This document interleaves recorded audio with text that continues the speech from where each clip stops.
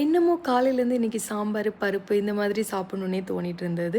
Okay sambar சாதமா, பிசிபெல்லாபாத்தா என்ன பண்ணலான்னு இவங்ககிட்ட கேட்டப்போ, இவங்க பிசிபெல்லாபாத் பண்ணலாம் அப்படின்னாங்க.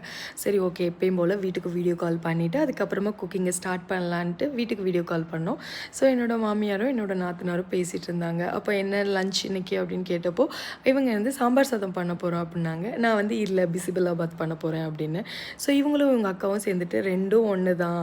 எங்கள் அண்ணி வந்து கொஞ்ச நாள் பெங்களூரில் இருந்தாங்களா. ஸோ அப்போ அவங்க சொன்னாங்க, அங்கே இருக்கிற ரெஸ்டாரண்ட்ஸில் நான் சாப்பிட்ருக்கேன், எனக்கு டேஸ்ட் வந்து சாம்பார் சாதம் மாதிரி தான் இருக்கும் அப்படின்னாங்க. நான் வந்து இல்லை 2க்கும் நம்ம சேர்க்குற மசாலா வேறு, இதில் வந்து பட்டை, கிராம்பு, ஏலக்காய், தேங்காய் எல்லாம் சேர்ப்போம். பட் சாம்பார் சாதத்தில் அதெல்லாம் நம்ம சேர்க்க மாட்டோம் அப்படின்னு.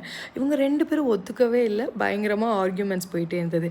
சரி ஓகே கண்டிப்பாக இவங்களுக்கு சாம்பார் சாதம் வேறு பிசிபெல்லாபாத் வேறுன்னு காட்டணுங்கிறதுக்காகவே நான் இவங்களுக்கு வந்து செஞ்சு கொடுத்து சாப்பிட கொடுத்தப்போ, சொல்லுங்கள் இப்போ சொல்லுங்கள் சாம்பார் சாதமும் பிசிபெல்லாபாத்தும் ஒன்றா அப்படின்னு கேட்டப்போ, இல்லை இல்லை டேஸ்ட் வந்து டிஃப்ரென்ஸ் இருக்குது, இது வேறு மாதிரி இருக்குது, சாம்பார் சாதம் மாதிரி இல்லை அப்படின்னு இவங்க ஒத்துக்கிட்டாங்க. கண்டிப்பாக இவங்க அக்காவுக்கும் வெக்கேஷன் போகிறப்ப செஞ்சு கொடுத்து ஒத்துக்க வைக்கணும்.